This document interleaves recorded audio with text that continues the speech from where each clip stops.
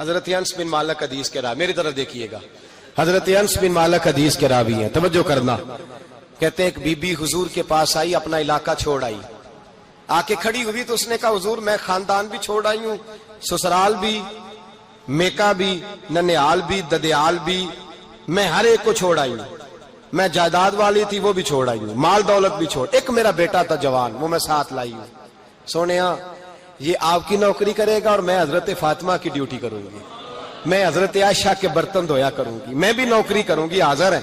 فرماتے ہیں رسول پاک نے بچہ اصحاب صفہ میں رکھ لیا، اصحاب صفہ میں، اور بی بی کو نبی پاک صلی اللہ علیہ وسلم نے عورتوں کے ساتھ متعین کیا۔ حضرت انس کہتے ہیں وہ نوجوان بڑا پیارا، بڑا میٹھا، بڑا دھیما، بڑا وفاشار، وہ سبق اچھی طرح یاد کرتا، وہ نماز دلچسپی سے پڑھتا، وہ حضور کی باتوں کو غور سے سنتا، وہ رسیلا، وہ سنجیدہ، وہ کم گو، وہ میٹھا، وہ پیارا۔ کہتے ہیں بڑی دلکشا طبیعت، اس کی مقناطیسی سی شخصیت، طبیعت کھنچی چلی جائے اس کی طرف، بڑا حسین و جمیل وہ نوجوان۔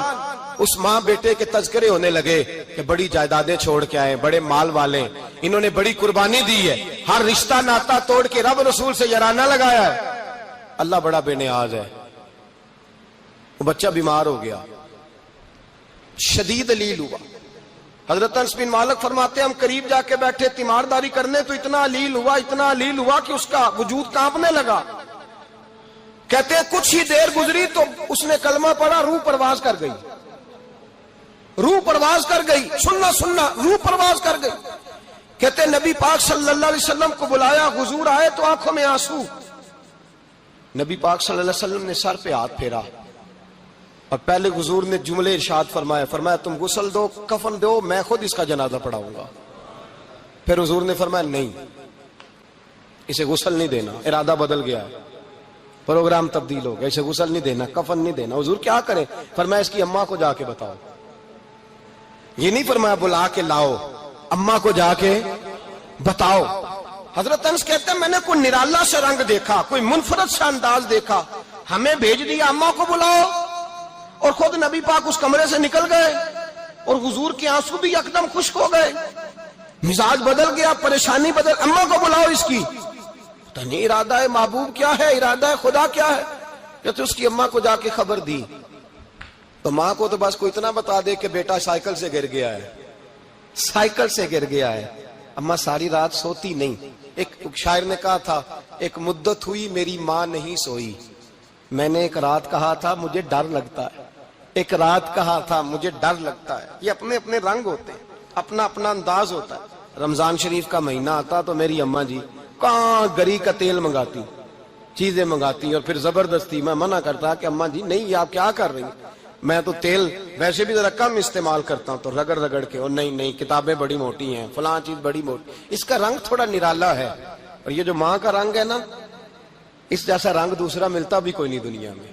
یہ اپنی مثال آپ ہی ہے۔ اماں کو کہا تیرا بیٹا، اماں ذرا دوڑی، گری، پھر اٹھی، پھر گری، پھر اٹھی، پھر گری، روتی ہوئی آئی۔ کہتے ہیں پیچھے وہ روئی، لیکن جب بیٹے کی میت کے قریب آئی تو اب نہیں روئی۔ کہتے ہیں ہمارے چہروں پہ نظر دے ڈالی اور کہنے لگی تمہارا کلاس فیلو فوت ہو گیا ہے، واقعی چلا گیا ہے؟ کہاں پردہ کر واقعی؟ کہاں؟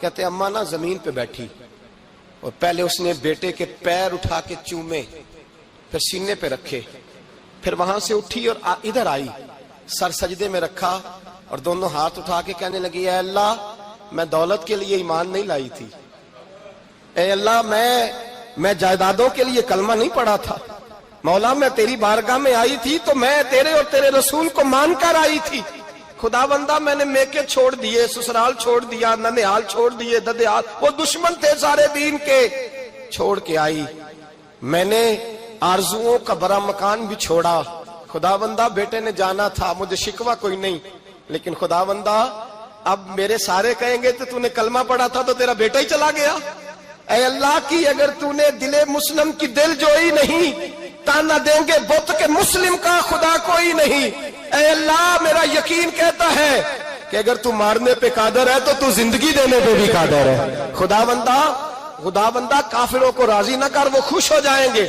وہ مجھ پہ تانے کسیں گے، پھپتیاں کسیں گے، اے عرش کے مالک रहमत का दरवाजा खोल, मैं तेरे नबी की बारगाह नाज में रहती हूं, नजर फरमा।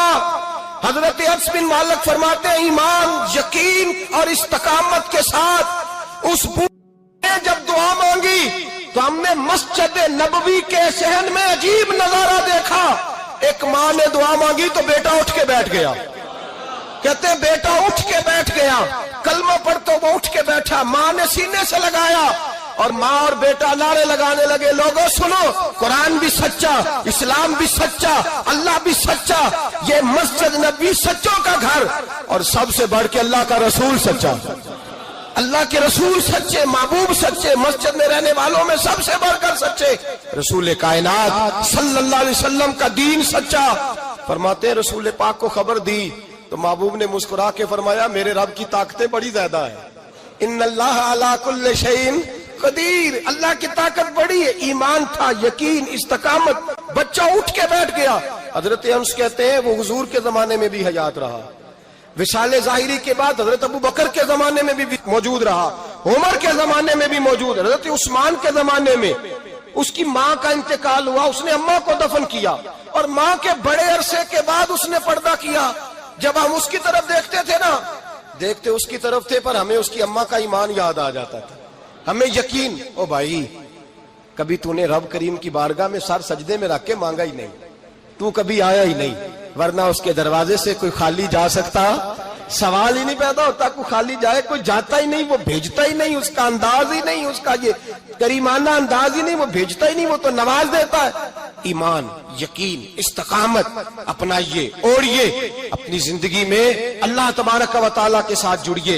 ये तो दुनियादारों के साथ हम ताल्लुक जोड़ के रखते हैं, कभी SMS, कभी टेलीफोन, कभी ईद पे मुबारकबाद, कभी फलान जगह, दुनियादारों से जोड़ के रहते हो, खुदा से जोड़ के रहो। कभी फजर में जुड़ जाओ, कभी जोर में जुड़ जाओ, कभी तिलावत में जुड़ जाओ, कभी दुरूद और सलाम की वजह से रब करीम के साथ ताल्लुक बनाओ, कभी रमजान में, कभी ईमान में, कभी हज में, कभी उम्रे में, कभी किसी गरीब की मदद में, कभी किसी लाचार की मदद में, कभी बेकस की मदद में, कभी मजबूर की मदद। जुड़ जाओ अल्लाह तबारक व तआला के साथ, मजबूत ईमान, मजबूत कुव्वत पैदा करो, तवानाइयां हासिल करो, अपने अंदर खूबी पैदा करो।